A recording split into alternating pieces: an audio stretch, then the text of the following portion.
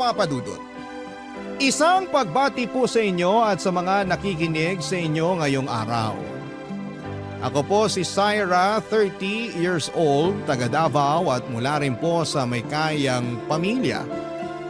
Pero pinili ko pong mamuhay ng mag-isa para matupad ang mga pangarap ko sa buhay. Ayaw ko po kasi na masabihan ako na nagkatrabaho lang o nagkaposisyon dahil sa mga magulang ko. Mataas po kasi ang posisyon nila sa isang malaking kumpanya na hindi ko na lamang po babanggitin kung anong pangalan. Relationship manager po ako sa isang bangko at masasabi ko pong nakakabuhay na rin naman ng pamilya ang sweldo ko. Nang umalis po ako sa amin ay nag-rent na lamang ako ng bahay sa isang subdivision.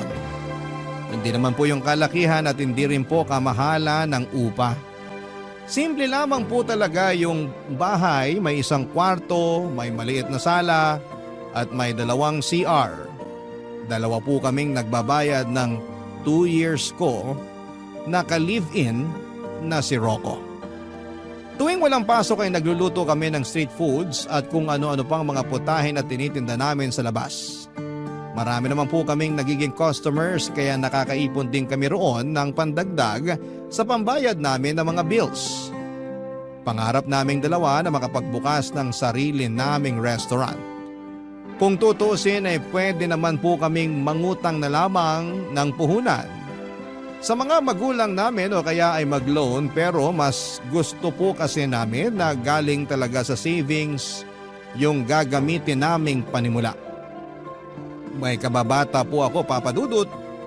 Lottie ang pangalan niya at mas matanda siya ng 2 taon sa akin. Nagkakilala kami noon dahil mag-best friend ang tita namin. Same school kami noong high school kasi sa public po ako noon nag-aaral. Pero noong college ay nagkahiwalay na kami at yung huling balita ko po sa kanya ay nag-stop na siya sa pag-aaral. Last year lang po nang mag-chat siya sa akin para magpaalam kung pwedeng makituloy muna siya habang naghahanap ng trabaho dito sa Davao City. Pumayag naman po ako dahil hindi naman daw po siya magtatagal. Pero sa katagalan ay medyo nagkaproblema na rin kami ni Lottie. Yung dapat ay 1 buwan niya lamang sa amin ay umabot na po ng mahigit 2 buwan. Kaya nagpresenta na siyang tumulong sa pagtitinda namin para araw-araw na kaming kumikita roon. Sinasahuran din naman namin siya daily pero sa una lang po siya masipag. Kalaunan ay napapadalas na ang hindi niya pagtitinda at unti-unti na ring lumalabas ang katamaran niya, Papa Dudut.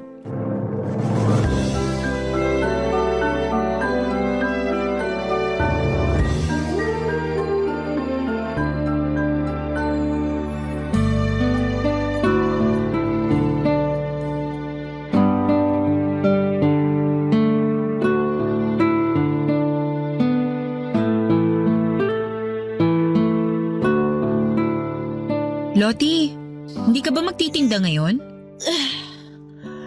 Hindi na muna. Bakit naman sayang yung benta kung hindi ka magtitinda ngayon? Saka na-prepare ko na kagabi yung ibang lulutuin. Baka masira yung mga yun. Ang sakit kasi ng katawan ko, tsaka antok na antok pa ako eh. Bakit ba kasi nag-prepare ka kagad ng lulutuin? Hindi mo man lang ako tinanong. Hindi na ako nagtanong kasi Monday to Friday ka naman talaga nagtitinda, di ba? Saka paano ka kikita ng pera kung ganyan laging dinadahilan mo? Ganyan din sinabi mo nung nakaraang araw na hindi ka nakapagtinda. Ano ba kasing ginagawa mo kagabi at puyat na puyat ka? Ano kasi, may kachat akong afam. Dahil doon kaya ka napuyat? Bakit? Bawal na ba ako makipag-chat? Ay, wala namang kaso sa akin kung nakikipag-chat ka sa kung sinong gusto mo o kahit anong oras ka pa matulog. Ang sa akin lang naman, may business tayo. Okay lang sana kung hindi ka nagsabi sa amin na ikaw na lang munang magtitinda kasi hindi ka naman namin uobligahing magtinda. Kaya naman namin gawin yun tuwing weekend. Ikaw naman? Masyado kang dedicated sa maliit yung business? Malaki naman ang sinasahod nyo ni Rocco. Kahit malaki yung sinasahod namin, kailangan pa rin namin ng extra income para sa pangarap naming restaurant.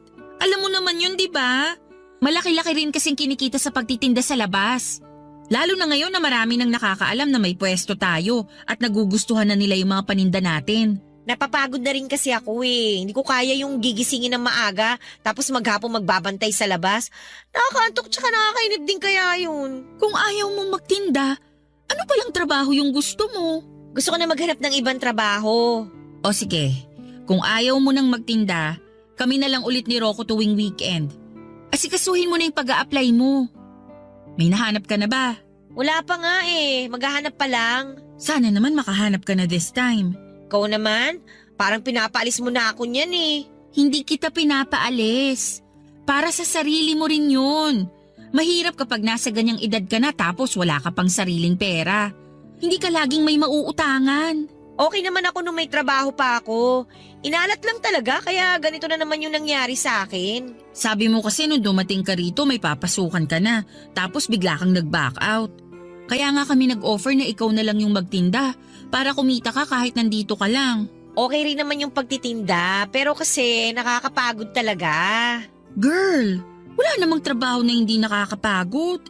Kahit nga utak at kamay lang yung gumagana maghapon, nakakapagod pa rin eh. Ano palang gusto mo? Maging tambay ka na lang forever? Real talk lang ha. Hindi kasi pera yung lalapit sa'yo. Kailangan mong kitain yun. Sorry naman. Pero alam ko naman yun eh. Ang hirap lang talaga maghanap ng trabaho ngayon. Mahirap kasi hindi ka naman naghahanap. Ang ganda na nga ng trabaho mo last time, di ba? Pero sabi mo, nagsawa ka. Hindi pwede yung gano'n na kapag nagsawa ka na sa trabaho mo, aalis ka na. Bukod sa masisira ka sa employer mo, nakakahiya rin kasi pinaasa mo lang sila na tatagal ka, pero hindi naman pala. Kung makapagsalita ka naman dyan, parang boss na rin kita. Sa true lang tayo, Loti. Kung sa iba pa yan, baka mas malala pa yung marinig mo. Papadudot hindi nagpatalo si Loti sa usapan namin, Papadudot ng araw na yon. Marami pa siyang isinagot para depensahan ang katamaran niya. Hindi ko po yun nagustuhan at napansin na rin ni Rocco ang pagiging tamad niya at yung pagiging attitude niya sa akin. Kaya sinabihan na niya akong paalisin na roon si Loti.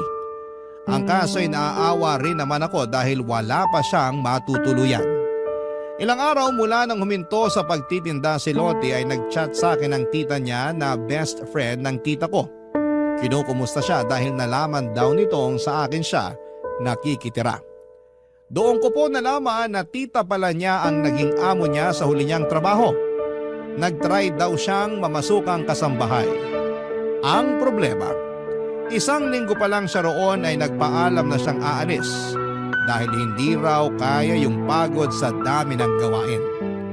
Sinabihan ako ng tita niya na huwag siyang konsentihin para matutong tumayo sa sarili niyang mga paa. Sinabi ko naman na bala ko na rin talagang paalisin si Loti. Pinagbigyan ko lang ng mga isang buwan para makahanap ng trabaho. Pero gaya ng una, hindi yun nangyari. Bukod sa tambay siya ay naging problema ko na rin ang pakikialam niya sa mga personal kong gamit, Papadudot.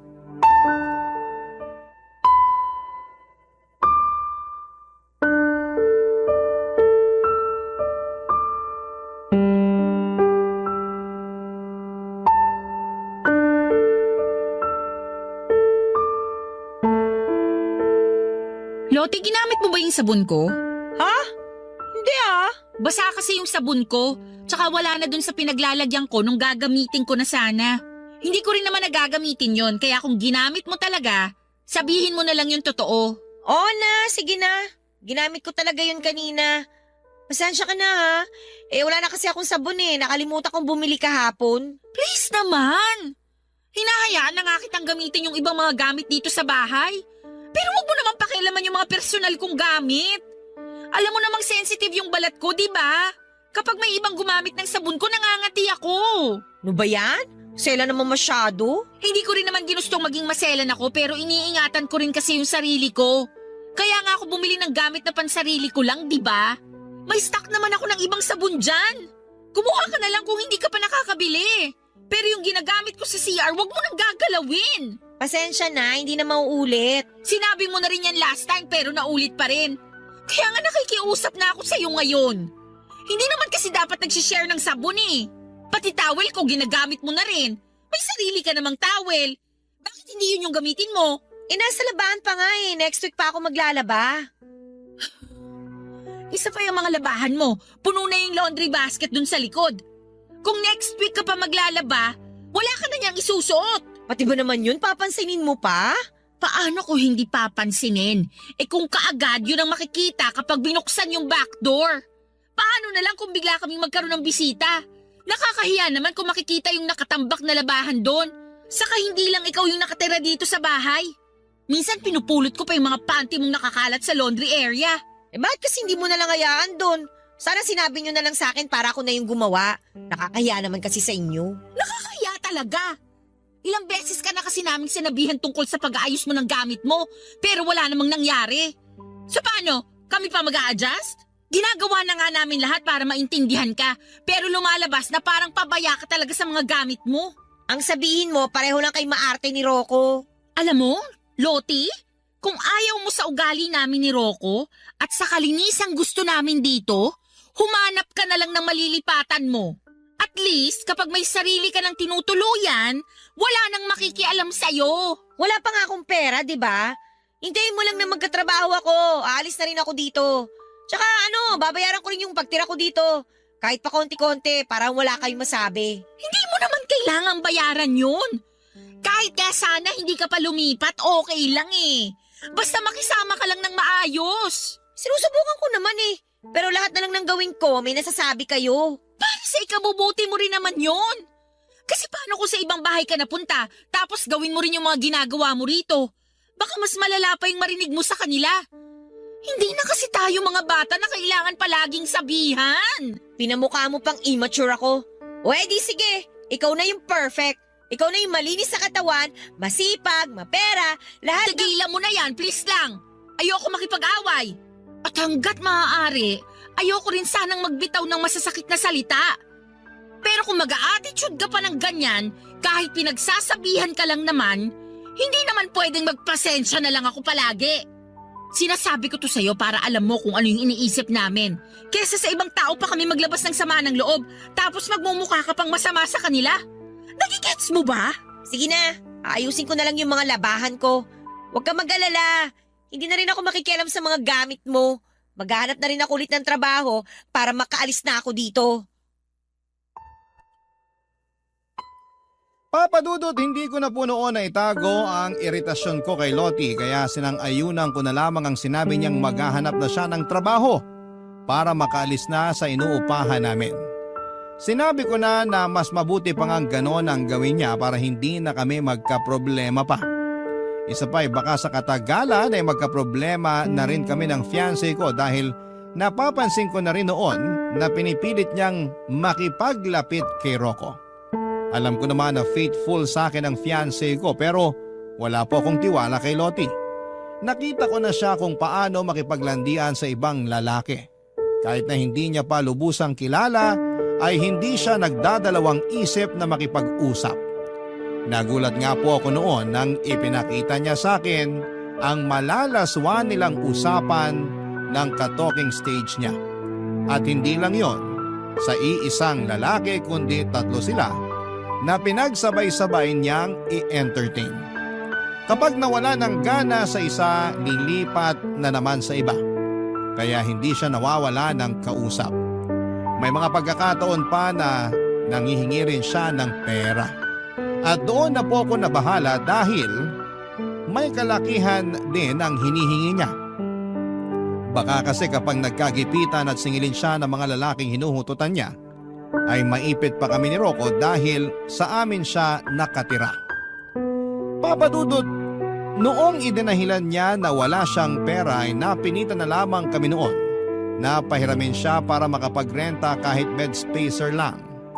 Hindi na rin naman ako nang hinayang kahit na alam kong hindi na niya ako mababayaran dahil nakahinga na ako ng maluwag nung hindi na namin siya nakakasama. Nagkaroon na kami ni Rocco ng privacy. Pero makalipas lang ang 2 buwan ay bumalik na naman si Loti at nagpupumilit na patuloyin namin siya sa bahay, Papa Dudut. Barangay Love Stories. Barangay Love Stories. Papa Dudut, ayaw na talaga naming tanggapin si Lottie noong bumalik siya sa amin pero nagmakaawa siya at sinabing 1 buwan lang naman siyang makikitira. Pero hindi ko magawang magtiwala dahil nasabi na rin naman niya iyon nung una. Ang naging problema ko lang nang dumating siya ay maraming tao sa paligid dahil weekend yon at nagtitinda kami. Nagmakaawa na siya sa amin at paiyak-iyak pa siya sa harapan namin ni Rocco. Dahil nahiya na kami sa mga nakakakita ay tinanggap na lang namin siya pero nilinaw namin na 1 buwan lang talaga siyang makikituloy sa amin. Mula nang bumalik siya ay naging magulo na naman sa bahay. Wala kasi akong nakitang pagbabago kahit konti man lang mula noong umalis siya. Hindi ko na lang idedetalye kung gaano po siya kadugyot sa bahay at sa mga gamit niya. Pero hindi ko po talaga kaya na makasama sa isang bahay ang ganon katamad at kaburara sa gamit. Hindi naman ako nagkulang sa pagpapaalala sa kanya. Pero parang manhid na po siya sa mga sinasabi ko. Mas inuuna pa niya ang pakikipag-chat at video call sa mga lalaki niya kaysa mag-asikaso ng sarili niya at ng mga gamit niya. Hanggang sa muli na naman po siyang nawalan ng trabaho. At sa pagkakataong yon ay naka1 buwan na rin siya sa amin, Papa Dudut.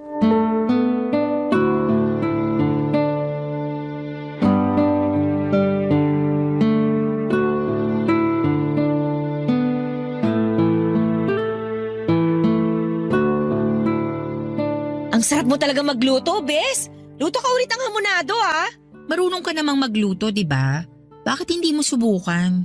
Wala kasi ako sa mood magluto eh. Pero mahilig kang kumain. Oo, pero andyan ka naman eh. Alam ko namang mabait ka, kaya hindi mo ko hayaang magutom. Kapal ng mukha ah. Uy, ba't ka naman nagsasalita ng mag-isa dyan? Lakasan mo naman yan para marinig ko. Wala yun, may naalala lang ako bigla. Okay, sabi mo eh. Uy, siya nga pala, hindi ba uwi si Rocco dito ngayon? Hindi, dun muna siya uuwi sa bahay nila. Ay, ganon? Sad naman. So, wala ka palang dilig ngayong gabi. Magaling siguro siya sa kama, no? Sorry ha, pero hindi ako komportabling pag-usapan yung tungkol sa ganyan namin ni Rocco. Sa amin na lang yun. Hindi naman yun something na pwede kong i-share kahit kanino. Dapat alam mo rin mag-value ng privacy mo. Ito naman, napakaseryoso mo sa buhay. Eh, teka, tingnan mo to. May bago na naman akong ka-talking stage. Alam mo, saya niya kausap. Hindi nakaka-bore. Tapos ang hot pa niya, ha? Ay, sana magkita na kami. Ano yan? Bakit ganyan yung mga sinisend mong picture? Halos kita na yung buong dibdib mo dyan, Lottie. Hindi naman na. Charot lang. Hanggang hindi pa kita yung pasas ko, carry pa yan, no? Tsaka, at least nakakit sa akin yung mga nakakausap ko. Anong ibig mong sabihin? Hindi lang isa yung ka-talking stage mo? Aba, syempre, bestie. Ano ka ba? Ang boring naman kung iisa lang. Para namang hindi mo alam na marami akong lalaki. Seryoso? Paano mo kinakayang makipag-usap sa kanilang lahat? Ano yun? Lahat sila pinapaasa mo na magiging boyfriend mo? Dami mo naman tanong. Given ang pinapaasa ko lang sila. Pero aware naman sila, no? Alam naman nilang naglalaro lang kami. Lottie, hindi magandang tignan sa isang babae na maraming kalandi ang lalaki ha. Girl, boring ang buhay na walang kalandian. The more the merrier. Tingnan mo ako. Laging masaya kasi araw-araw yung Pasko sa akin. Ay, hindi kita maintindihan. Hindi kasi yan gawain ng matinong babae. Wow, napaka-pure mo naman, girl. Linis yarn. Hindi ako nagmamalinis, Lottie. Hindi lang naman iisa yung naging boyfriend ko, pero never kong ginawa na magsabay ng 2 lalaki o higit pa sa isang relasyon. Eh di ikaw na yung malinis. Hayaan mo na lang ako. Wala namang mawawala sa'yo kung hindi mo ako pakikialaman, di ba? Alam kong buhay mo naman yan, pero bilang kaibigan mo, pinapaalalahanan lang kita kasi may malasakit pa rin naman ako sa'yo kahit ganyan ka. Salamat na lang sa malasakit mo. Pero masaya talaga ako na marami akong nilalanding lalaki. Saka single naman silang lahat eh. Paano ka nakakasiguro? Porket sinabi nilang single sila, maniniwala ka na? Sa bilis mong maniwala, baka mamaya may nasira ka na palang relasyon. Lalo na kung ganyan yung ginagawa mo. Nagsisend ka ng picture ng cleavage mo. Hanggat walang nag-PPM sa akin para sabing boyfriend nila yung nilalandi ko, kakalma lang ako, bestie. Ang saya-saya ng ginagawa ko, no? Lalo na kapag nakikipag-SOC ako sa kanila. Best experience! Ano naman yung SOC na yan? Sex on chat! My gosh, ginagawa mo yun? Loti naman! Hindi safe yung ganun. Ano ka ba? Oy, may rules kami ng mga nakaka-SOC ko, kaya safe kami, no? Alam mo, hindi ko na kinakaya yung mga nalalaman ko. Bahala ka na nga dyan. Papadudot, lumaki po ako na galing sa conservative na pamilya. Kaya hindi ko talaga kayang sabayan ang mga ginagawa ni Lottie. Hindi ko nagustuhan na masyado siyang welcoming pagdating sa mga lalaki. Hindi dahil sa naiinggit ako sa ginagawa niya, kundi nag-worry pa rin ako bilang isang kaibigan niya. Parang hindi rin naman kasi kaya ng konsensya ko kung may mangyayaring masama sa kanya at hinayaan ko lang yon. Papadudot. Nang minsan akong mag-invite na mga kaibigan ko sa bahay, nagpatulong ako kay Lottie sa pagluluto. Mga kaklase ko noong college ang mga bisita ko. Matagal na raw kasi nilang gusto makipag-bonding sa akin, pero dahil masyadong busy sa trabaho ay hindi ko sila ma-meet. Linggo noon kaya walang pasok, bali 3 lalaki at 2 babae po yung bisita ko. Wala namang magjowa sa kanilang lahat at parang magkakapatid lang talaga yung turingan namin. Nagulat po ako nang bigla na lang magtanong si Lottie kung anong Facebook account ng mga kaibigan kong lalaki. Nagkatinginan na lamang sila noon at bakas din sa mga mukha nila na ayaw nila yung ibigay. Pero dahil nahiya silang tumanggi ay napilitan na lamang silang ibigay kay Lottie ang mga pangalan nila. Hindi pa man sila nakakaalis sa bahay ay nakapag-send na kaagad ito ng friend request sa kanilang 3. Sabi ng mga kaibigan ko ay hindi naman daw nila ini-entertain si Lottie kaya hindi na ito nag-message pa ulit sa kanila. Pero matapos yon, papadudot ay sinabi sa akin ni Lottie na snub daw pala ang mga friends ko. Lihim na lang akong natawa noon. Hindi naman kasi uubra sa lahat ng lalaki ang paglalandi niya. At isa sa mga lalaking yon ang boyfriend ko na sinubukan na rin niyang landiin, papadudot.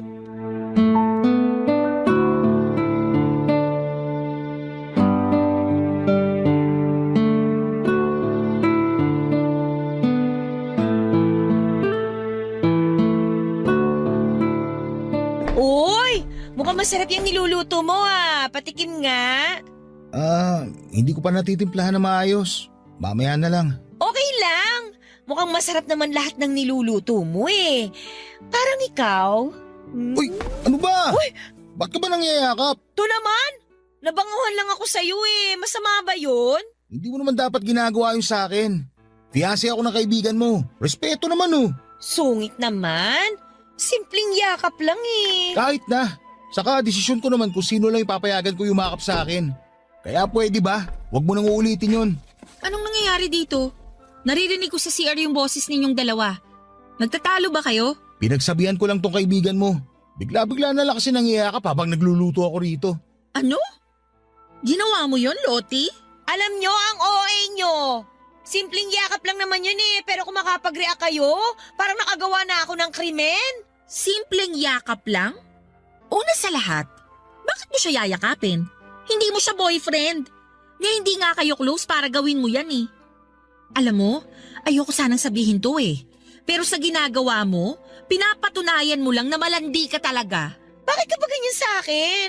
Naiinggit ka ba? Bakit naman ako maiingit sa pagiging malandi mo? Tama na yan. Huwag na kayo mag-away. Hindi naman ako yung nagsimula Pagsabihan mo yung girlfriend mo, masyado malisyosa. Malisyosa? Fiancé ko nga mismo ang nagsabi na niyakap mo siya. Hindi siya magrereklamo kung hindi siya nailang sa ginawa mo. Ang sabihin mo, gumagawa ka lang ng dahilan para magalit sa akin. Ramdam ko naman inis na inis ka na. Alam mo naman siguro kung bakit, di ba? Gusto mo ba isa-isahin ko pa? Han, tama na. Paalisin na lang natin to si Lottie. Ano? Paalisin niyo ako ng dahil lang doon? Ang bababaw niyo naman! Hindi ka babawan yon. Kasi punong-puno na kami sa'yo. Saka wag kang kumilos na parang ikaw ang nagbabayad ng renta dito. Ang tagal mo nang nakikitira sa amin. Second chance mo na to. Ayaw na nga ni Rocco na nandito ka eh. Pero nakiusap ako sa kanya kasi wala ka namang ibang mahihinga ng tulong. Tapos ano? Ganito pang gagawin mo sa akin? Lalandiin mo na rin pati fiancé ko? Mahiyaw ka naman. Wala akong dapat ikahiya. Sa ganito na ako eh. Palibasa walang lalaki na naaakit sa'yo kasi para kang lola dyan sa pagiging conservative mo. May pera ka nga, boring naman yung buhay na meron ka. Eh ikaw, sa tingin mo, saan ka pupulutin pag pinalayas kita? Hindi mo ako mapapaalis. At bakit hindi? Loti, pakiusap lang, umalis ka na. Pero Rocco, wala naman akong ginagawang masama.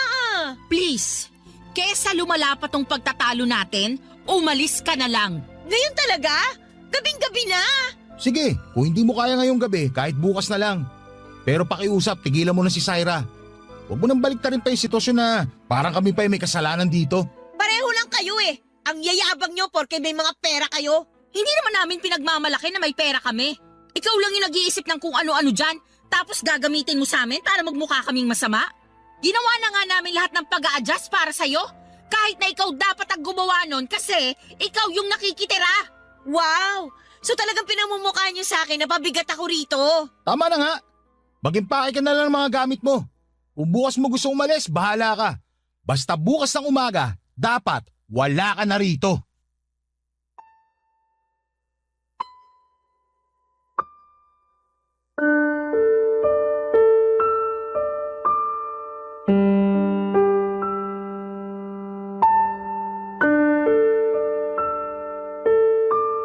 Papadudot mula ng palayasin namin si Lottie ay hindi na siya tumigil sa pagpaparinig niya sa social media. Nagsishare siya ng mga patama para sa akin. Galit din siya kay Rocco pero mas galit siya sa akin. Kaya niya ginawa yon. Friends kami sa Facebook kaya nakikita ko lahat ng mga post niya. Hanggang sa sinadya niya na i-hide yung iba niyang post na minimension mismo ang pangalan ko. May mga mutual friend naman ako na nagmamalasakit at sinesend sa akin ng screenshot ng mga post niya. Hindi ko yon pinansin noong una hanggang sa itag niya na ako sa isang long post na patungkol na talaga sa akin. Nakasaad pa roon kung gaano kasama ang ugali ko at ang pagpapalayas ko sa kanya papadudot. Hindi niya binanggit si Rocco, lahat ng yon ay para lang sa akin. Dahil doon ay marami ang nag-message sa akin at nagtanong kung totoo ang mga sinabi ni Lottie sa post niya. At para naman i-address ang issue ay gumawa pa ako ng isang post para sagutin lahat ng mga tinatanong ng mga nakakakilala sa akin. Sinabi ko po ang totoong nangyari at pwedeng hindi ko na po idinitalye. Matapos yon ay blinak ko na si Lottie sa Facebook papadudot at hindi ko na po siya kinumpronta dahil alam kong hindi rin naman siya magpapatalo. Sa aming dalawa papadudot siya yung mas maraming masasabi na masasamang salita. Kahit marami pa rin ang nagtatanong sa akin ay mas pinili ko na lamang na manahimik at ipagpatuloy ang buhay namin sa kabila ng mga ginawa ni Lottie. Hindi naman kami ang talo roon dahil ginawa lang namin ang alam naming tama para sa problemang yon papadudot. Barangay Love Stories. Barangay Love Stories.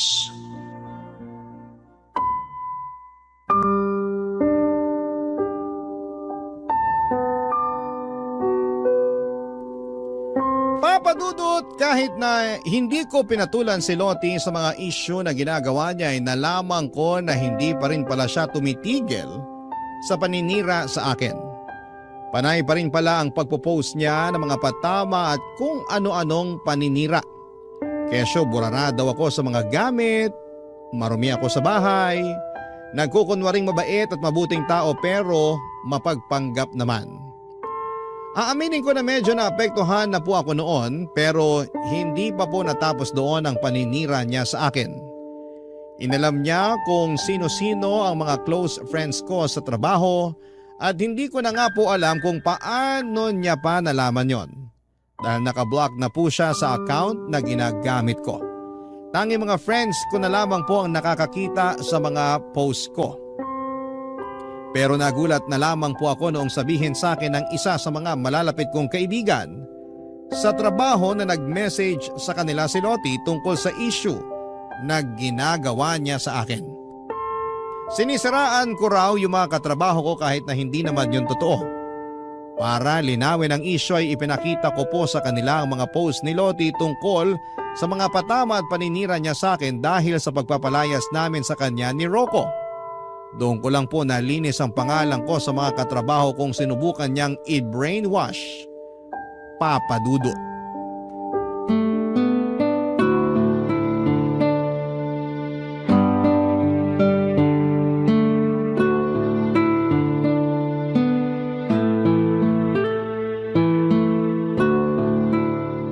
Ang sarap naman ng beefsteak mo, Han. Gumagaling ka na talaga sa pagluluto, ha? Siyempre naman. Kailangan ko na masanay sa pagluluto. Kasi kapag ipinagbubuntis mo na yung first baby natin, hindi ko hayaang mapagod ka rito. Wow, ang sweet naman ng mapapangasawa ko. Ikaw rin naman. Ay, sarap sa pakiramdam kapag tayong dalawa lang yung nandito, no?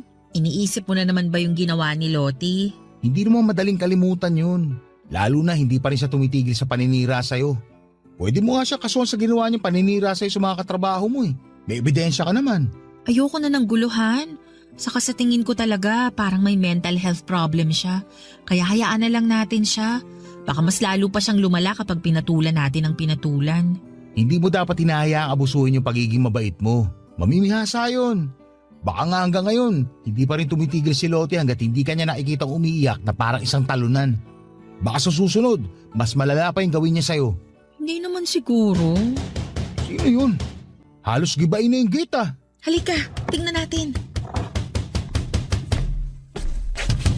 Syra! Syra, lumabas ka dyan! Ay, sabi ko na eh. Hindi pa talaga tapos si Lottie sa panggugulo sa'yo. Lumabas ka, Syra! Kailangan ng babaeng to. Ano na naman ba to, Lottie? Bakit ka nag-iiskandalo rito?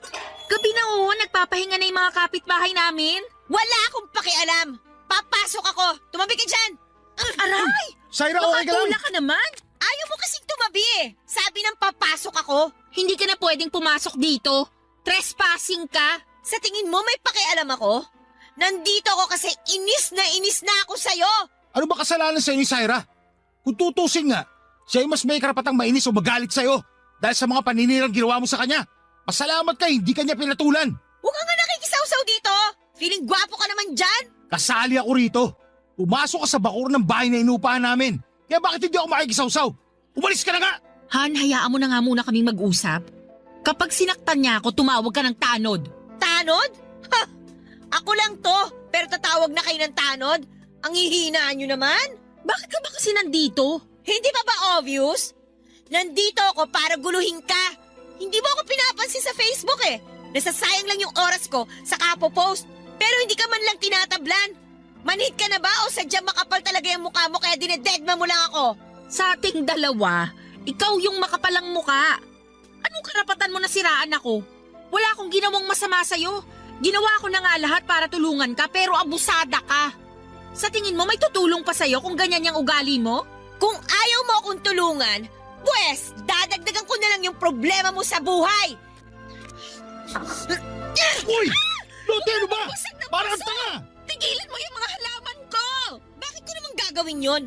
Alam ko mahalaga sa'yo itong mga halaman mo. Mahal to, di ba? Lalo na itong mga paso na to. Kaya mas maganda kung sisirain nating lahat. Lottie, pwede ba? Tumigil ka na! Ayoko! Kung hindi ka titigil! Ano, ha? Ano? Anong gagawin mo sa akin?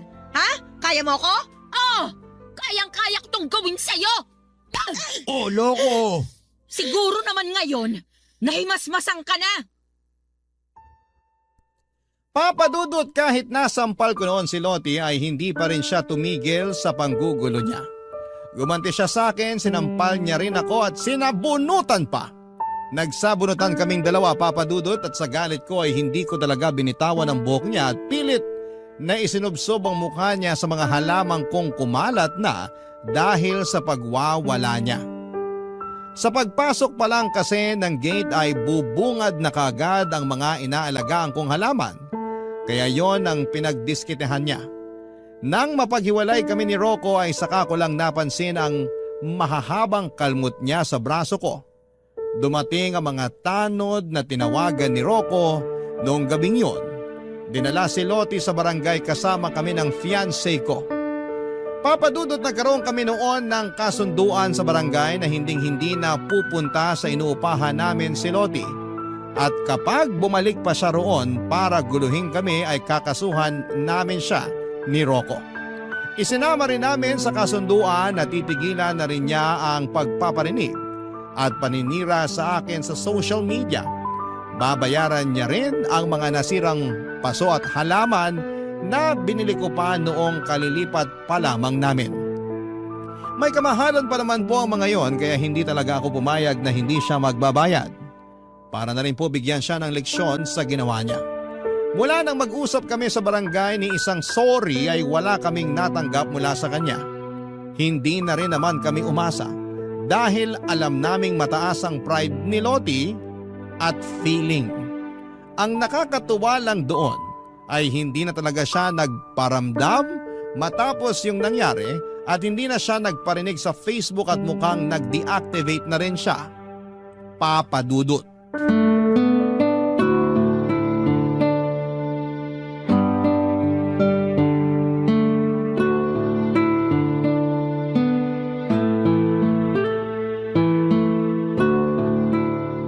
Han, nag-o-open ka pa ba ng Facebook account mo?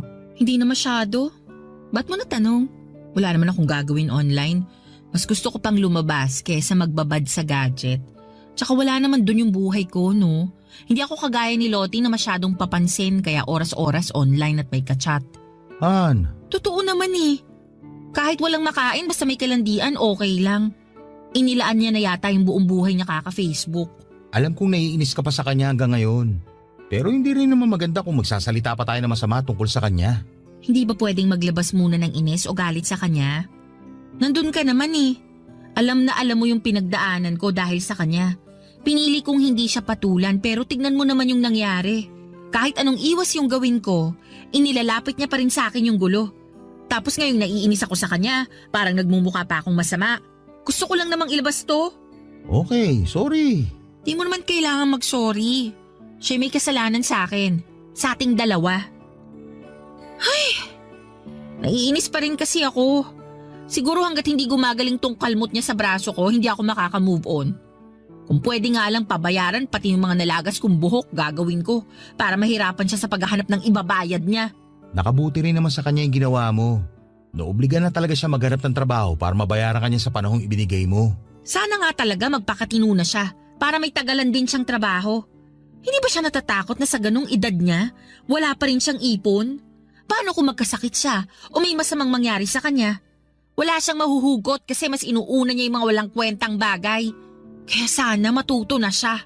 Hindi lahat ng tao kaya magpasensya sa ugali niya, no? Ay, kahit naman ako, hindi ko talaga siya gusto. Kung hindi nga lang dahil sa'yo, hindi talaga ako papayag na makasama natin siya sa isang bahay. Unang kita ko pa lang sa kanya, alam ko nang pasasakitin niya yung ulo mo. Hindi na ba siya nagpaparinig sa'yo sa Facebook? Hindi na. Kung ganun, baka natauhan na rin siya sa mga ginawa niya. Ay, hayaan na natin siya. Kung nagawa mo magpatuloy sa buhay nang hindi nagpapaapekto sa kanya noon, alam kong magagawa mo ulit yun. Tama ka. Magagawa ko ulit yun. Pero dapat, hindi na natin siya pag-usapan. Okay, yun lang pala eh. Kahit forever pa natin gawin yun. Nga pala, Han, parang gusto ko na ulit mag-travel. Kahit dito lang sa Pinas. Pwede naman. Pero ang tanong, may free time ka ba? Mas masaya sana kung at least 1 week yung pahinga natin. Marami na tayong pwedeng puntahan nun. Pwede naman ako mag-leave. Sure ka na gusto mo talaga? Actually, gustong gusto. Para makahinga naman tayo sa mga nangyari. Kung ganon, magandang idea yan. Saan mo ba gusto? Sa Batanes. Sige, sa Batanes tayo. Pero sagot ko na muna yon, okay? 50-50. Han, Nagbibiro lang ako. Oo na, ikaw na yung gagastos. Pero sa susunod, 50-50 na talaga ha. hindi naman kita sisingilin eh. Ikaw talaga.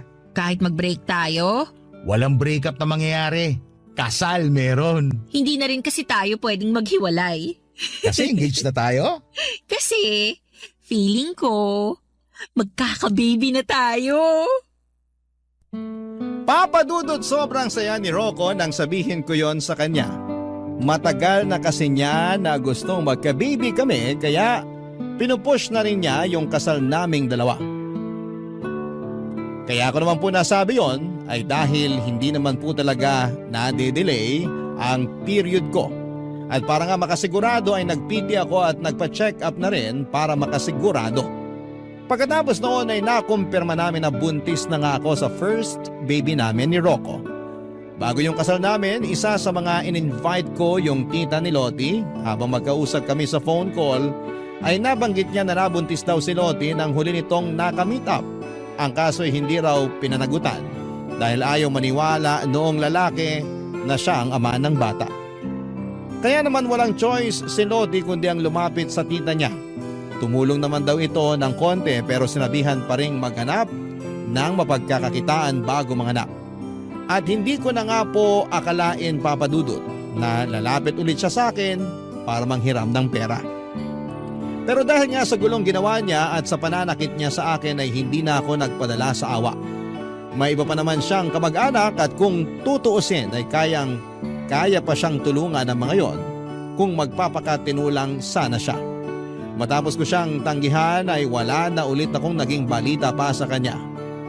Kahit hanggang sa may kasal kami ni Rocco.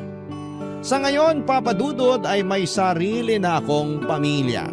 Sa awa ng Diyos, kahit minsan ay hindi naman kami nagkaroon ng problema sa pinansyal. Kaya masasabi ko po talaga na sobrang blessed ang pamilya namin. At palagi po naming ipinagpapasalamat yon. Hanggang dito na lamang po ang kwento ko at maraming salamat po sa inyo, Papa Dudut. Ganoon din po sa Barangay LS na patuloy na nagbibigay aliw at inspirasyon sa mga kagaya namin na mahilig makinig ng mga kwento ninyo. Pagpalain po sana kayong lahat. Ang inyong forever kapuso at kabarangay, Syra. Dear Papa Dudut, good day sa inyo at sa mga kabarangay natin na katulad kong panatiko ng Barangay Love Stories. Na-discover ko ang programa ninyo dahil sa kaibigan kong si Ricky. Mahilig kasi yung makinig sa mga love story kaya sinuggest niyang pakinggan ko ang programa ni Papa Dudut. Nga pala, tawagin niyo na lamang ako sa pangalang Willie, 31 years old at tubong Marikina. Pero kasalukuyan ako nagtatrabaho sa isang private company sa Quezon City bilang finance staff. Meron kaming grupo ni Ricky na magkakaibigan noong college. Bale, 5 kaming magtotropang lalaki at 2 babae. At hanggang ngayon, magkakaibigan pa rin kami kahit na sa iba't ibang kumpanya na kami nagtatrabaho. Sa paglipas nga ng panahon ay halos naka-attend na ako sa mga kasal at binyag ng mga anak ng mga kaibigan namin. At netong August 2024 lang ay kasal naman ni Ricky at ng long-time girlfriend niya ang aming pinuntahan. Pero sa aming 7, Papa Dudut, ako na lang ang natatanging walang girlfriend o asawa.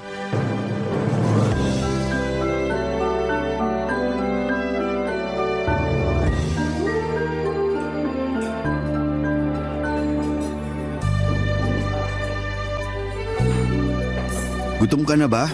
Hindi pa naman. Okay lang naman na umorder na tayo kasi papunta pa lang daw sila. Okay pa naman ako. Ikaw ba? Di pa ako gutom kaya hintayin na lang natin sila. Baka dumating na rin naman yung mga yun.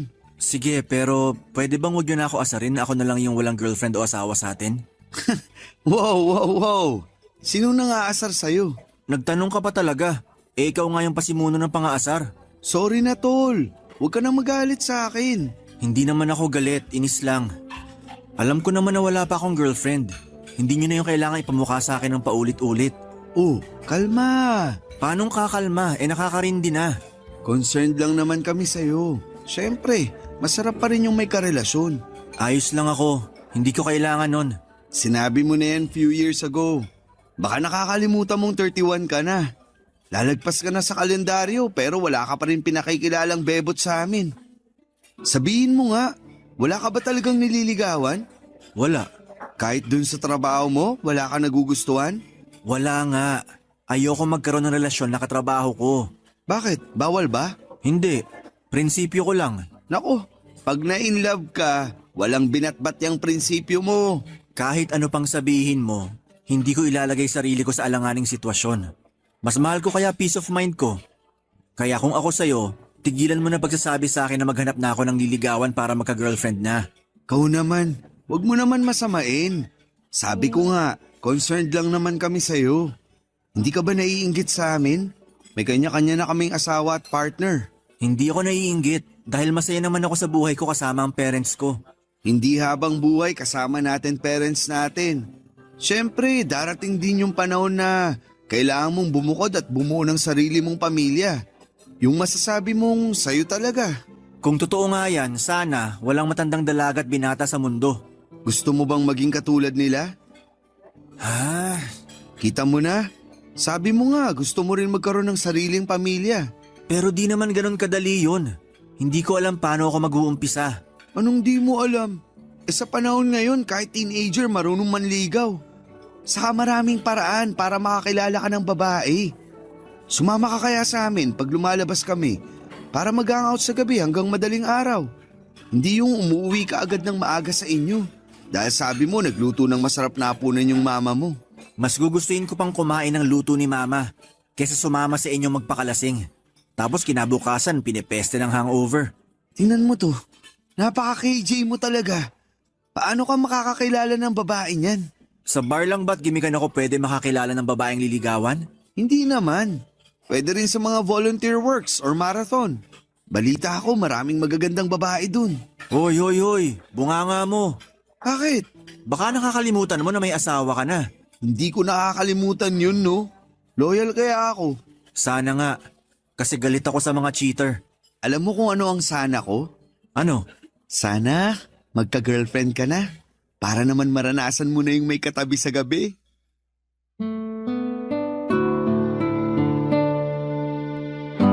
Papadudot, maloko talaga si Ricky pero tinuturing ko na siyang parang kapatid. At aminin ko na may punto rin naman ang mga sinabi niya. Sa totoo lang ay may pagkatorpe akong lalaki. Ewan ko ba pero sa tuwing magdidesisyon na akong ligawan ng isang babae ay parang aso na nababahagang bundot ko. Marami akong the one that got away o yung tinatawag nilang totga. May tsansang sinayang at opportunity na nawala. May mga nagustuhan din naman akong babae lalo na sa pinagtatrabahuhan ko pero ibang-iba kasi talaga ang personality ko pagdating doon. Kumbaga ay introvert ako, ang gusto ko lang ay pumasok sa trabaho, magtrabaho, umuwi at sumweldo. Hindi niyo ako masisisi. Kaliwat ka ng iskandalo ang nasaksihan kong nangyari sa opisina namin sa loob ng 9 na taon kong pagtatrabaho doon. Nandyan yung walang katapusang affair at kung ano-ano pa. Kaya naman nangako ako sa sarili ko na hindi ako mai-involve sa ganong klase ng sitwasyon. Pero syempre, nangangara pa rin naman ako na makakakilala ng babaeng mamahalin at pakakasalan. At doon nga dumating sa buhay ko si Mary nang minsan siyang mag-apply sa pinagtatrabahuhan ko, Papa Dudut.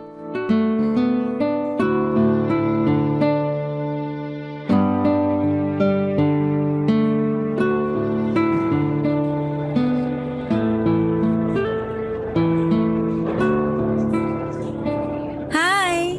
Pwede ba ako makishare sa table and chair mo? Yeah, oo naman. Teka, uurong lang ako. Thanks! Ayan, may space na. Pwede ka na maupo. Thank you uli!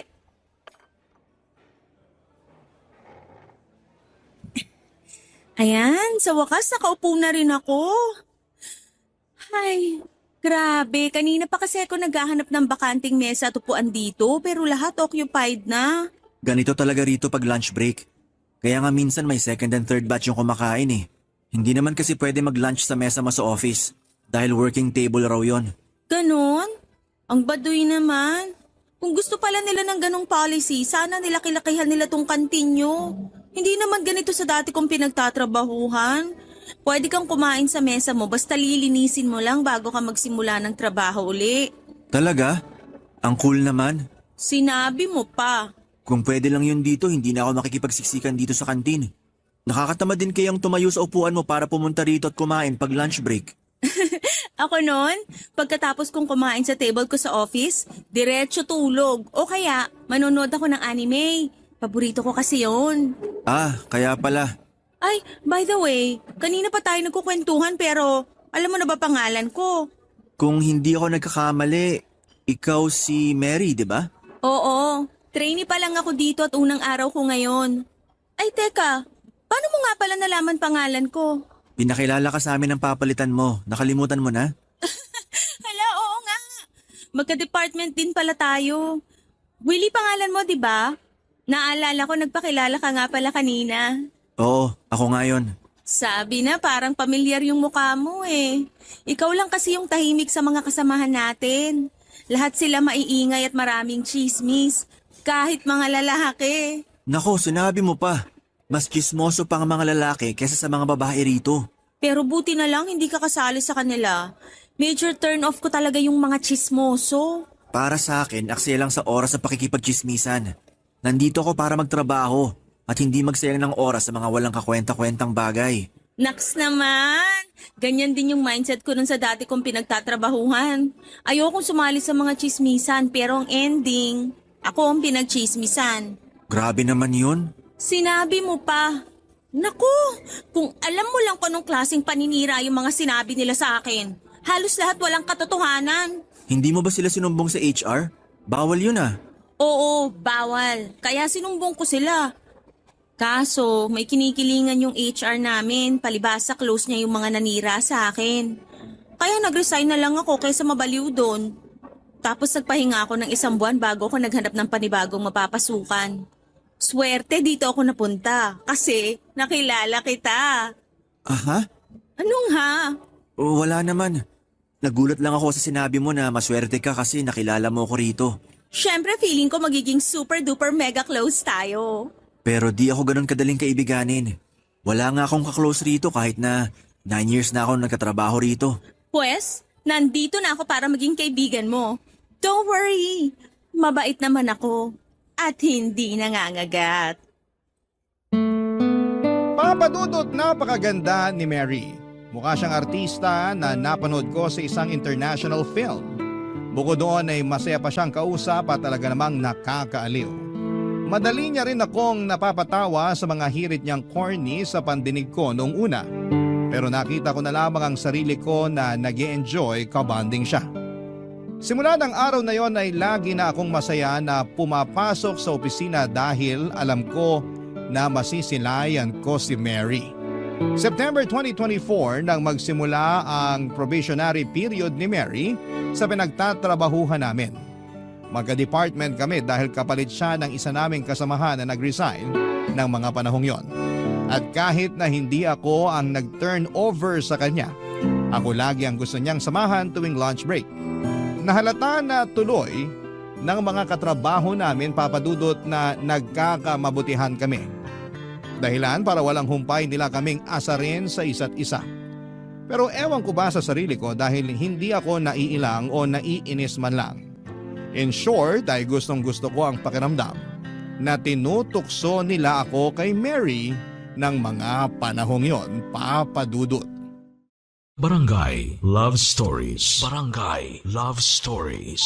Papadudot, totoo pala ang kasabihan na baka kainin mo ang salita mo. Dahil yon ang eksaktong nangyari sa akin.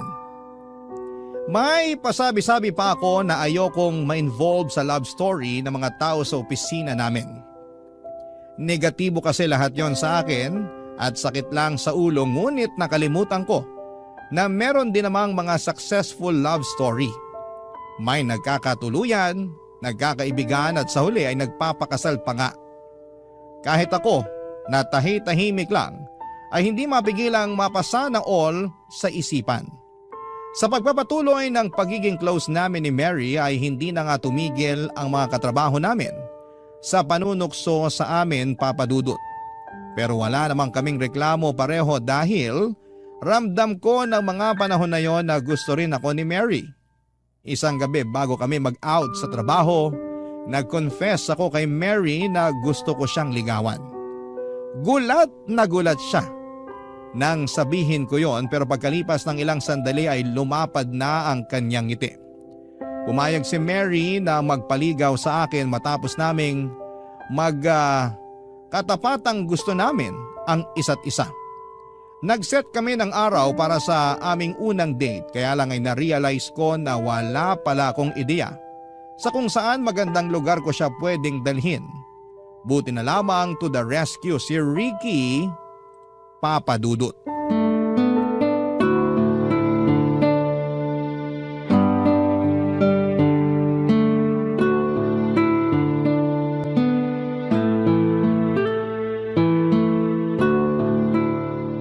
Buti naman naligaw ka rito sa bahay namin. Siyempre, miss ko na luto ni tita eh. Kahit kailan mukha ka talagang pagkain. Oo naman, food is life, ika nga. Pero thank you, kasi pumunta ka. Welcome. Sakto, di ako ganun ka-busy. Saka alam ko kailangan mo tulong ko. Makakailangan ka naman? Yan kaya sabi mo sa text mo sa akin, kailangan. Gusto mo basahin ko? Teka, nasa na ba yung cellphone ko? Wag na, ikaw naman. Aminin mo na kasi na kailangan mo ng expertise ko sa mga bagay na tungkol sa paghanap ng magandang date spot. Oo na, kailangan ko na. Yan, dali lang naman aminin. Sige na, tulungan mo na ako. Saan ko ba pwedeng dalhin si Mary para sa una naming date? Marami naman magagandang restaurant around Metro. Lalo na dun sa Tomas Morato. Lagi kami nagde-date dun ni Mrs. Kaso gusto ni Mary yung may mga overlooking. Pangarap daw niya makapunta sa mataas na lugar. Overlooking at mataas na lugar ba ka mo? Kung gusto mo ng malapit-lapit, pwede sa Rizal. Sa Antipolo, overlooking doon. Sa Tanay at Teresa din. Meron din mga overlooking na kapehan sa Angono. Ikaw na lang mamili. Pero gusto ni Mary yung malamig. Malamig? Alam ko na. Pumunta kaya kayo sa Tagaytay. Perfect spot yun para sa mga gusto ni Mary. Malayo yun, di ba? Oo, pero sulit naman punta nyo. Doon ko dinala misis ko nung unang date namin. Kaya nga nagtagal kami at eto, kasal na. Sige, mukhang magandang choice nga yung Tagaytay. Tumpak! Sa masarap doon humigop ng mainit-init na sabaw ng bulalo. Sakto sa malamig na panahon. Pero timbrehan lang kita na ihanda mo yung budget mo. Kasi medyo mamahalin mga restaurant doon. Ganun ba? Oo, huwag ka mag-alala. Quality naman yung food at services nila. Basta para kay Mary walang kaso sa akin na gumastos. Naks naman! Ganyan nga. Magpa-impress ka sa nililigawan mo. May kasabihan nga na first impressions last. Sa tingin mo pag ginawa ko yun, may chance na ako kay Mary? Hindi ko masasabi dahil depende pa rin yung tsansa mo sa magiging takbo ng date nyo. Hindi lang naman natatapos sa pagpili ng magandang lugar na pagdadalan mo sa kanya para sa date nyo yung pagpapasikat mo sa nililigawan mo eh. Pati na rin yung kung paano mo siya tataratuin sa simula pa lang ng date nyo. Halimbawa kung susunduin mo ba siya gamit ng motor mo o magkokotse kayo, tandaan mo, malayo-layo rin yung Tagaytay. Nung huling beses na pumunta kami doon ni Mrs. Nagmotor lang kami. Tapos panayreklamo niya sa akin na masakit na raw yung puwet niya. Nako, ang malas naman nun. Sinabi mo pa, para maiwasan mo yung ganong insidente, kaya sinabi ko, mahirap na, baka ma-turn off sa'yo si Mary. Tatandaan ko yan. Ano pang gusto mong malaman? Ano kayang susuotin ko? Casual lang, pero yung magmumukha kang gwapings. Paano yun? T-shirt at pants? Pwede, tapos paresan mo ng pangmalakasang sapatos at relo. Solve ka na dyan. Sige, salamat talaga tol. Walang anuman. Baka may tanong ka pa, ibira mo na.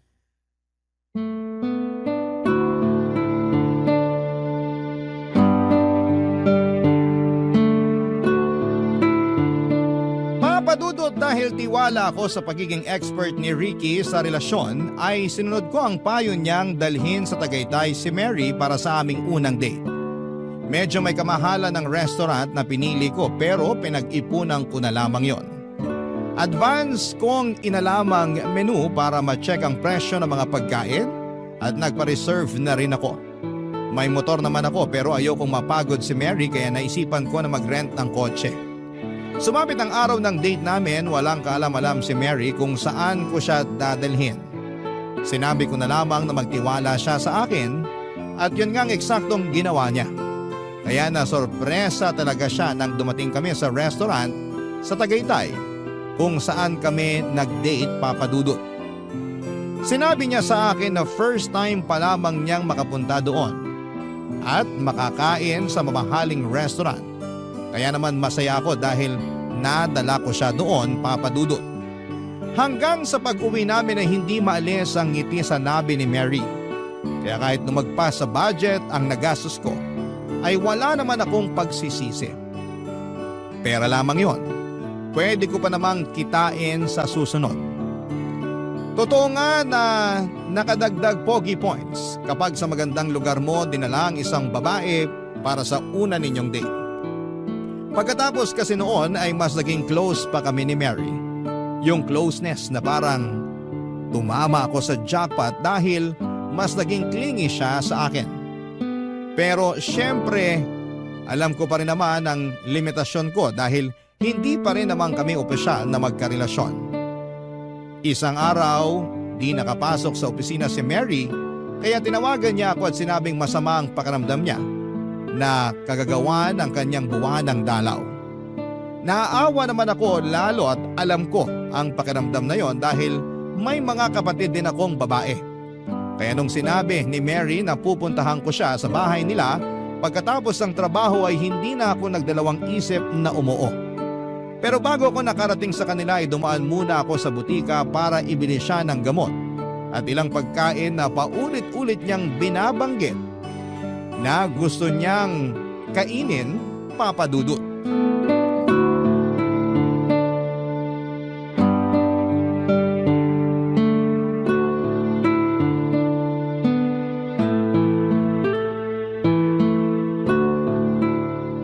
Ano ba naman tong flavor ng milk tea na binili mo? Chocolate ba to o ano? Cookies and cream yan. Hindi mo ba gusto? Hindi! Matcha kaya favorite ko. Akala ko cookies and cream. Nabanggit mo kasi kanina. Oo, pero di ko sinabing favorite ko yan. Yung sister ko ang may favorite niyan. Nasarapan lang ako nung pinatikim niya pero loyal pa rin ako sa matcha. Hindi ba halata?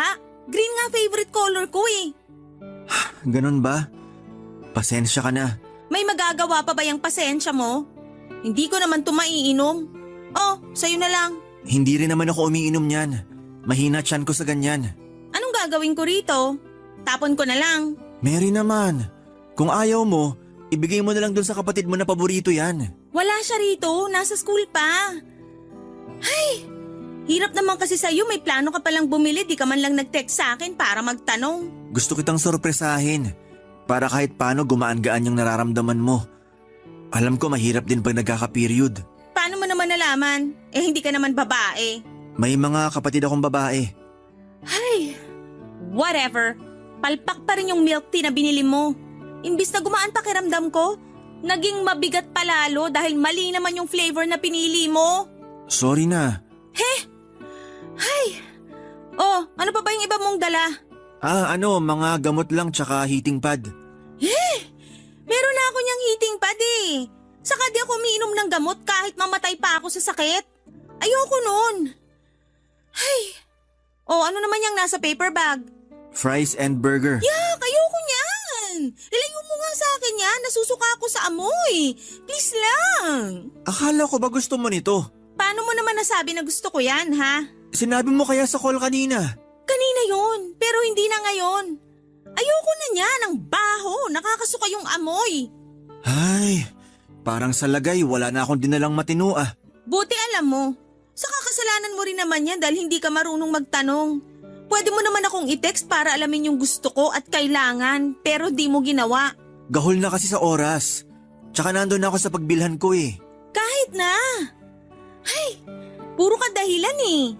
Oh, edi ngayon hindi sana masasayang yung mga pinamili mo. Hindi mo ba talaga tatanggapin tong mga binili ko? Kahit tong gamot lang at heating pad. Hindi ka ba nakikinig? Hindi nga ako naggagamot at meron na akong heating pad. Mabuti pa iuwi mo na lang yan sa mga kapatid mong babae. O di kaya ibigay mo sa mga pulubi dyan sa daan. Baka mas kailangan nila. Mary naman eh. Bakit ganyan tono mo? Parang ang laki ng kasalanan ko sa'yo eh. Sinabi ko lang naman feelings ko. Wala naman akong sinabing may kasalanan ka. Ay, hayaan mo na nga. Papa Dudut, yun ang unang beses beses na nakapunta ako sa nirerentahang apartment nila Mary. Kasama niya doon ang mga magulang niya at 3 nakababatang kapatid. Malit lamang ang tinutuluyan nila pero meron namang hiwalay na kwarto para sa kanya. Kaso'y tambak din ang damit at iba pang mga gamit ang kwarto ni Mary kaya medyo masikip. Claustrophobic pa naman ako kaya bahagya akong hindi nakahinga. Pero natiis ko naman. Kaya lang ay nakadagdag sa bigat ng nararamdaman ko ang pagtatalo namin ni Mary dahil sa maling flavor ng inumin na binili ko para sa kanya. Hindi rin niya nagustuhan yung iba ko pang mga pasalubong. Na-disappoint ako nang hindi niya kinatuwa yung mga gamot at heating pad na nabili ko na pwede niyang gamitin habang may period siya. Sa isip ko ay napaka-grateful niya pero buti na lamang dahil nagsorry din naman siya sa akin kinalaunan.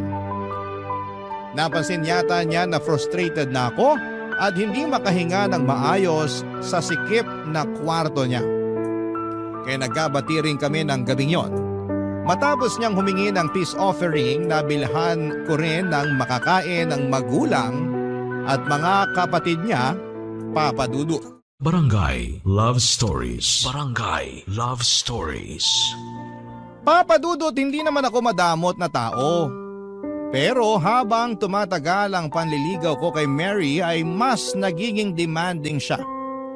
Kapag nasa opisina kami ay lagi siyang nagpapabili sa akin ng cravings niya katulad na lamang ng mamahaling kape. Dati naman ay ayos na sa kanyang instant coffee kasi masarap naman daw at nakasanayan na niya. Pero nagbago na raw ang panlasa niya nung isang beses ay binilhan siya ng binurong kape galing sa isang mamahaling coffee shop. Simula noon kapag may isa sa mga kasamahan namin ang nagyayaya na magkape gusto rin niyang magpabili. At ako bilang manliligaw syempre gusto kong magpa-good shot sa nililigawan ko kaya binigay ko lahat ng hinihiling ni Mary.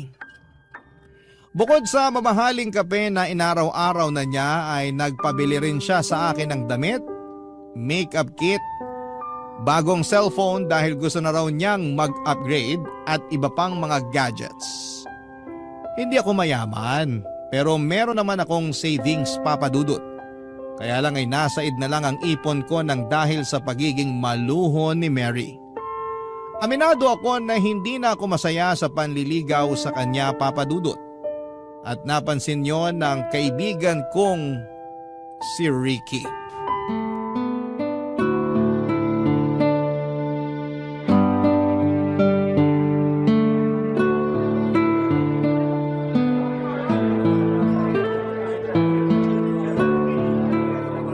Himala, hindi mo yata ka-date ngayong linggo si Mary.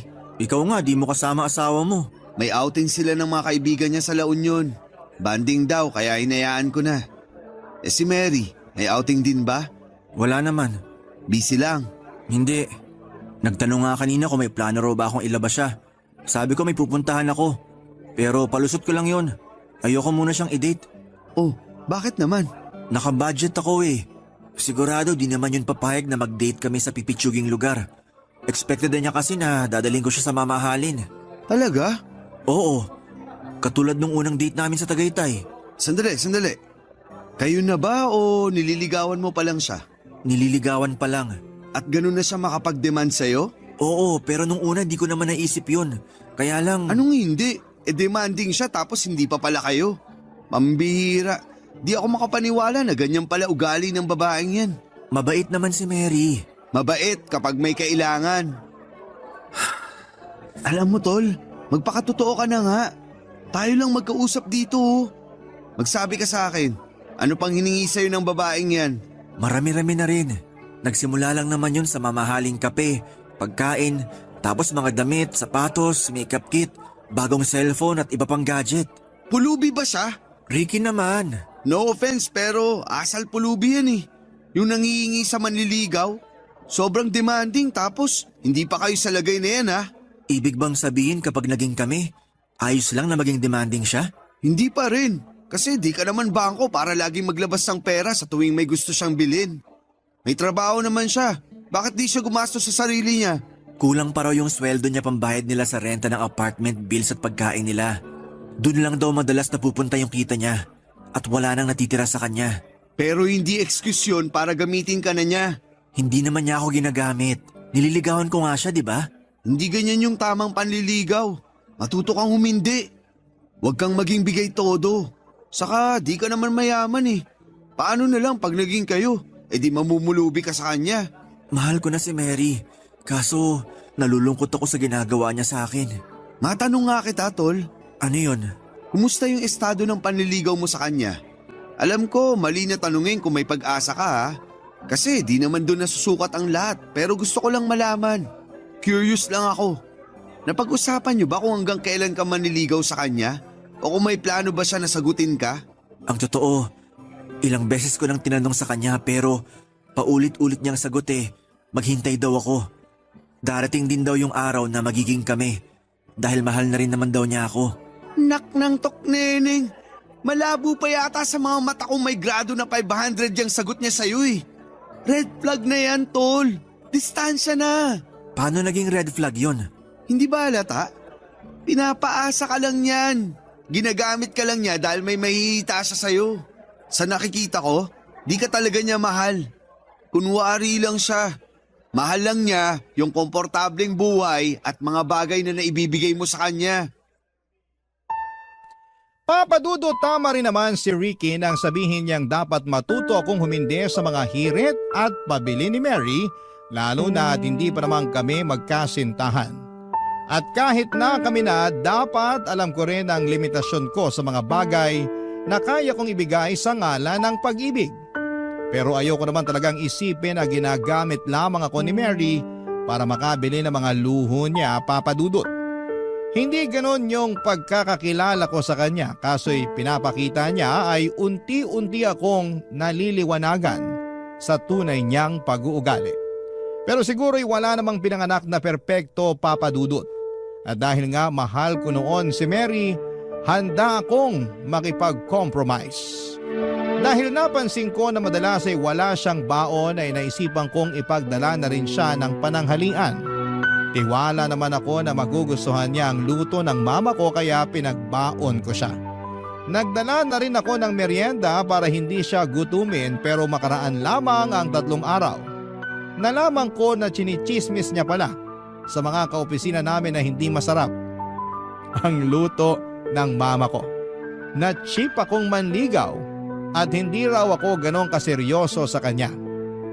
Masama ang loob ko sa kanya pero nang sumunod na araw ko na siya kinumpronta kung kailan magkasama kami sa bahay nila. Sabado kasi noon at pinapunta niya ako sa kanila, Papa Dudut.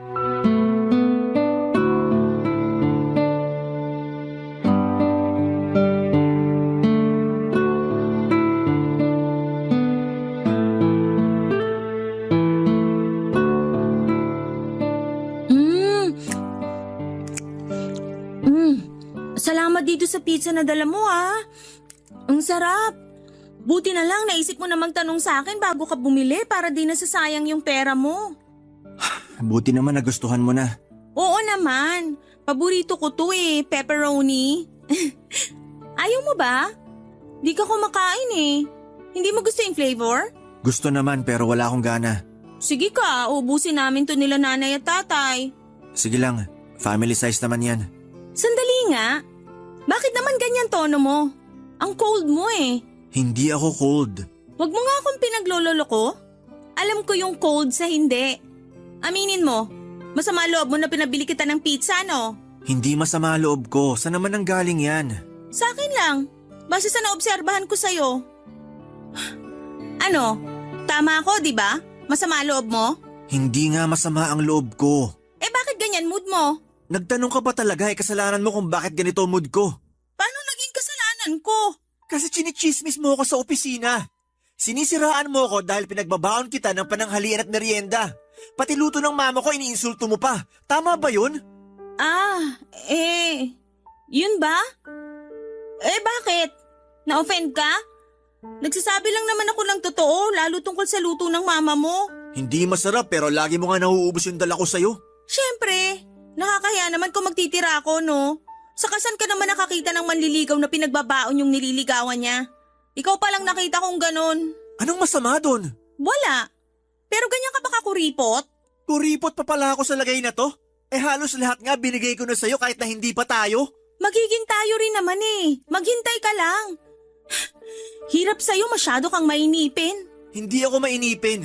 Marunong ako maghintay. Pero mukhang tama nga yung sinabi ng kaibigan ko tungkol sa'yo. Ano yon, ha? Na demanding ka at manggagamit. Ano? Ulitin mo nga yon? Demanding ka at manggagamit. Ginagamit mo lang ako kasi may mapapala ka sa akin. Pero ang totoo, di mo naman talaga ako mahal. Sinasabi mo lang na mahal mo ako para di kita bitiwan. Paasa ka, Mary. Ako ba talaga yung paasa? Ikaw nga tong nanliligaw, di ba?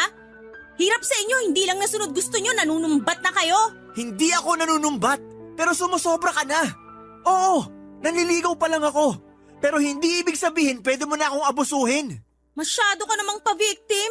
Akala mo naman anong ginawa ko sa'yo. Gusto mo ba isoli ko mga gamit at damit na binigay mo? Nandyan lang naman kasi yung iba. Nakatambak lang. Hindi na. Ano namang gagawin ko sa mga yon? Mas kailangan mo yon. Anong sinabi mo? Nakaka-offend ka, ha? Wala na akong pake kung na-offend ka. Problema mo na yon. Buti pa alis na ako. At saan ka pupunta? Uuwi na. Wala talaga ako sa mood, sorry. Hoy, Willie! Bumalik ka rito! Huwag kang umalis! Hoy! Papadudot na piko na talaga ako noon kay Mary nang dinamay niya ang luto ng mama ko. Hindi kasi totoo yon. Masarap magluto si mama at nung sabihin kong ipagbabaon ko ang nililigawan ko ay suportado ako ng mama ko. Kaya naman nakakagalit na sinisira niya sa ibang tao ang luto ni mama. Bukod doon ay nakaka-offend din na tinawag niya akong cheap dahil lang sa gusto kong magtipid. Sa totoo lang, ayoko naman talaga siyang pagsalitaan ng hindi maganda o iwanan ang araw na magkasama kami sa bahay nila. Pero bigla ko na lang naramdaman na hindi ko na kayang maging masaya na kasama siya at nasasakal na ako sa kanyang presensya. Kaya nga pakiramdam ko ay nakahinga ako ng maluwag pagkalabas ko ng bahay nila, Papa Dudut. Hindi pa ako umuwi sa bahay ng araw na yon, sa halip ay dumiretso ako kina Ricky. Inoff ko rin ang phone ko para hindi ako matawagan ni Mary. Nang nakauwi na ako sa bahay, napakarami niyang text at missed calls. Humingi siya ng sorry sa akin at nangako na babawas-bawasan na niya ang pagiging demanding. Pero na mga panahon na yon ay desidido na akong tumigil sa panliligaw sa kanya, Papa Dudut, dahil naliwanagan ako sa naging pag-uusap namin ni Ricky. Hindi porke mahal mo ay hahayaan mo nang abusuhin ka. Nililigawan ko pa lamang yon, ha? Paano pa kaya, Papa Dudut, kapag naging kami na? Sa kasalukuyan ay hindi na kami magkatrabaho ni Mary matapos niyang mag-awol. Aminin kong iniisip ko pa rin kung kumusta na siya. Pero may bahagi sa akin na ayaw nang malaman ang kalagayan niya. Oo, minahal ko siya ngunit hanggang doon na lamang yon. Sana sa magiging karelasyon niya ay wag na niyang gawin dito yung bagay na ginawa niya sa akin. Hanggang dito na lamang po ang sulat ko, Papa Dudut, at sana'y mapili po ninyong i-ere sa programa ninyong Barangay Love Stories. God bless in advance sa inyong lahat, no? And ako po ang inyong kapuso at kabarangay forever na palagi nakatutok sa inyo, Willie.